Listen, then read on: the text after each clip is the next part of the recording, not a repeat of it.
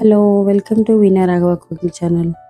ఇవాళ మీకు beans curry with chapatis సాఫ్ట్గా ఎలా చేసుకోవాలో చూస్తున్నాము. ముందుగా ఒక 2 స్పూన్స్ ఆయిల్ తీసుకొని దానిలోకి పోపు దినుసులు యాడ్ చేసుకొని తరిగి ఉంచుకున్న బీన్స్ని యాడ్ చేసుకోవాలి. ఈ బీన్స్ యాడ్ చేసుకున్నాక ఒక మూత పెట్టి ఒక 5 నుంచి 10 నిమిషాల వరకు మగ్గించుకోవాలి. ఈలోగా మనము దాని లోపలికి కావాల్సిన మసాలాను పచ్చి కొబ్బరి, ఉప్పు, ఇంకా జీలకర్ర వేసి పేస్ట్ చేసి పక్కన ఉంచుకోవాలి. కొంచెం బీన్స్ మగిలాక దాని లోపలికి అల్లం వెల్లుల్లి పేస్ట్, కరివేపాకును యాడ్ చేసి బాగా మిక్స్ చేసుకోవాలి.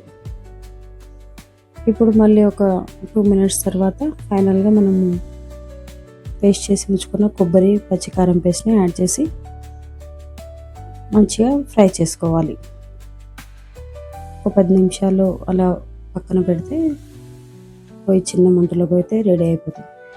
ఇప్పుడు చపాతీస్కి గోధుమ పిండి తీసుకొని దాని లోపలికి తగినంత సాల్ట్ యాడ్ చేసి కొద్దిగా వాటర్ని యాడ్ చేస్తూ మంచి సాఫ్ట్ డౌని రెడీ చేసి ఒక 15 to 20 మినిట్స్ పిండిని రెస్ట్ ఇవ్వాలి.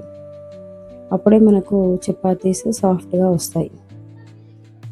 ఇలా నానబెట్టి ఉంచుకున్న పిండిని ఒక 10 నిమిషాల తర్వాత ఇలా చిన్న చిన్న బాల్స్గా తీసుకొని ముందుగా ఒక రౌండ్ చేసుకొని సర్కిల్లో దీని లోపలికి ఆయిల్ని స్ప్రెడ్ చేసి 4 ఫోల్డ్స్లో చేసుకుంటే చపాతీస్ లేయర్గా వస్తాయి. చాలా సాఫ్ట్గా ఉంటాయి.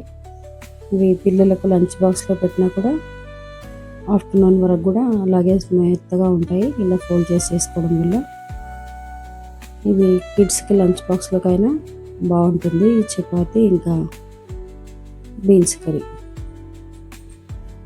ఇప్పుడు సమ్మర్ హాలిడేస్ అయిపోగానే పిల్లలకి స్కూల్ స్టార్ట్ అయిపోతుంది కదా, అప్పుడు ఏం చేయాలి హడావిడి ఉంటుంది.